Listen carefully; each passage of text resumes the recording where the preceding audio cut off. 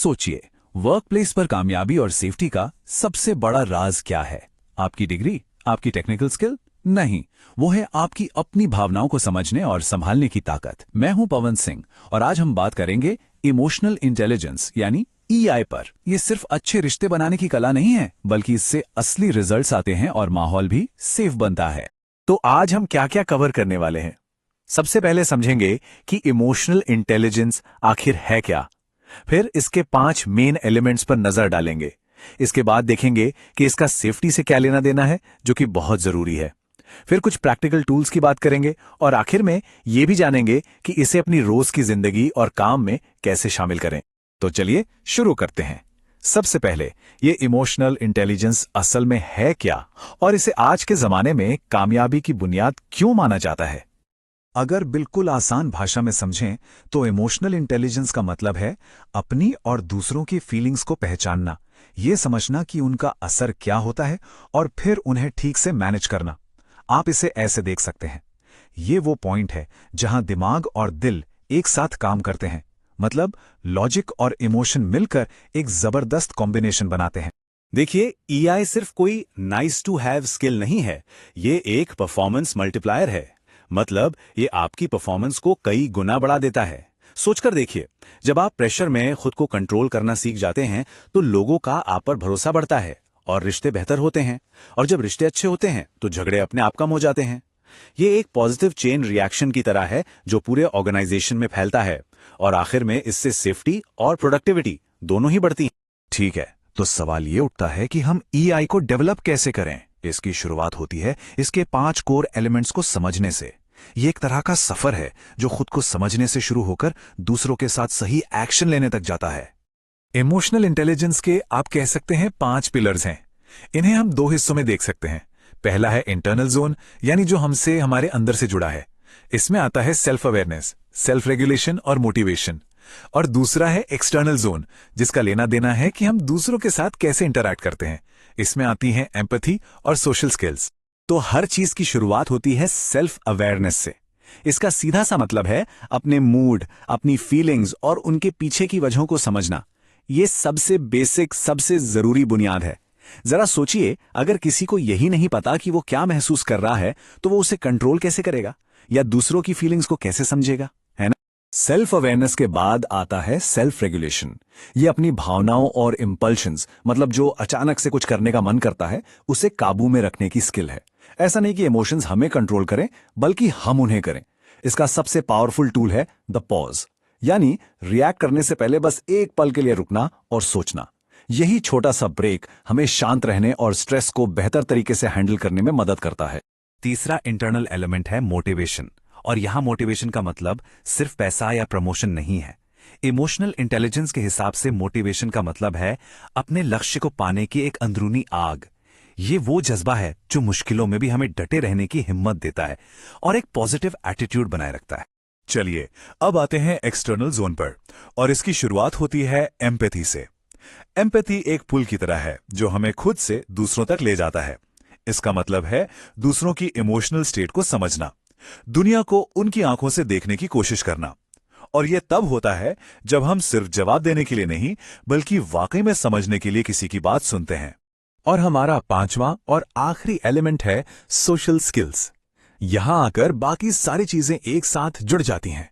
ये रिश्तों को अच्छी तरह से बनाने और उन्हें निभाने की कला है। इसमें साफ साफ बात करना, झगड़े सुलझाना, भरोसा कायम करना और एक टीम की तरह मिलकर काम करना, ये सब कुछ शामिल है। अब बात करते हैं इस डिस्कशन के सबसे जरूरी हिस्से की, सेफ्टी। अक्सर लोग इमोशनल इंटेलिजेंस को एक सॉफ्ट स्किल कहकर किनारे कर देते हैं, लेकिन जब बात सेफ्टी की हो तो यह स्किल किसी भी टेक्निकल स्किल जितनी ही, बल्कि शायद उससे भी ज्यादा जरूरी है। ये एक लाइन सब कुछ बयां कर देती है। एक भटका हुआ या इमोशनली डिस्टर्ब्ड दिमाग एक अनसेफ दिमाग होता है।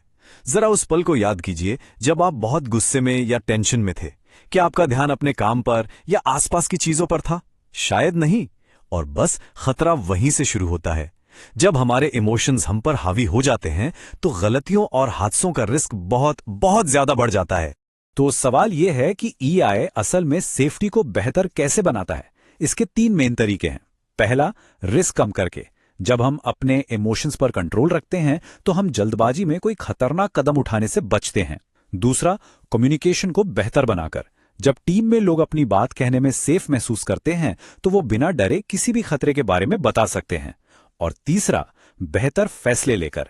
एक शांत दिमाग स्ट्रेस में भी हमेशा सेफ ऑप्शन ही चुनेगा। ओके, तो थ्योरी तो समझ आ गई। अब बात करते हैं कुछ प्रैक्टिकल टूल्स की, जिन्हें हम रोज की चुनौतियों जैसे स्ट्रेस और कॉन्फ्लिक्ट को हैंडल करने के लिए इस्तेमाल कर सकते हैं।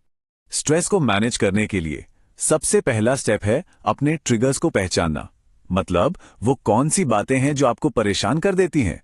ये हो गई आपकी सेल्फ अवेयरनेस। इसके बाद अपने एकदम से आने वाले रिएक्शन को कंट्रोल करें। यह है सेल्फ रेगुलेशन। और आखिर में खुद को रीसेट करने के लिए कुछ रिलैक्सेशन टेक्निक अपनाएं, जैसे गहरी सांस लेना, ताकि आप वापस नॉर्मल हो सके। और अगर कभी किसी से कोई मतभेद या झगड़ा हो जाए तो ये गोल्डन रूल्स हमेशा काम आते हैं। पहली बात, शांत रहें, बात को बढ़ाएं नहीं। दूसरी, बिना जज किए सामने वाले की बात सुनें, ये एम्पैथी है। तीसरी, एक दूसरे पर इल्जाम लगाने के बजाय सॉल्यूशन ढूंढने पर फोकस करें। और चौथी बात, ये माने कि हर किसी का अपना नजरिया हो सकता है और उसकी भी इज्जत करें। और आखिर में चलिए ये देखते हैं कि इन सभी प्रिंसिपल्स को पूरे ऑर्गेनाइजेशन में प्रैक्टिस में कैसे लाया जाए। इसके लिए हमें चाहिए क्लियर रोल्स, जिम्मेदारियां और कुछ नियम। देखिए, एक बात साफ है, इमोशनल इंटेलिजेंस किसी एक की नहीं बल्कि सबकी जिम्मेदारी है। हर एम्प्लॉय का रोल है कि वो अपने इमोशंस को कंट्रोल करे और सबसे इज्जत से बात करे। लेकिन लीडर्स की जिम्मेदारी यहां थोड़ी और बढ़ जाती है।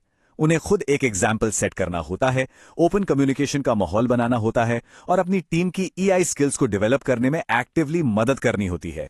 इसको और भी आसान बनाने के लिए एक ईआई कोड ऑफ कंडक्ट समझ लीजिए। क्या करना चाहिए? अपने असर को लेकर अवेयर रहें, अपने इमोशंस को कंट्रोल करें और दूसरों की फीलिंग्स की रिस्पेक्ट करें।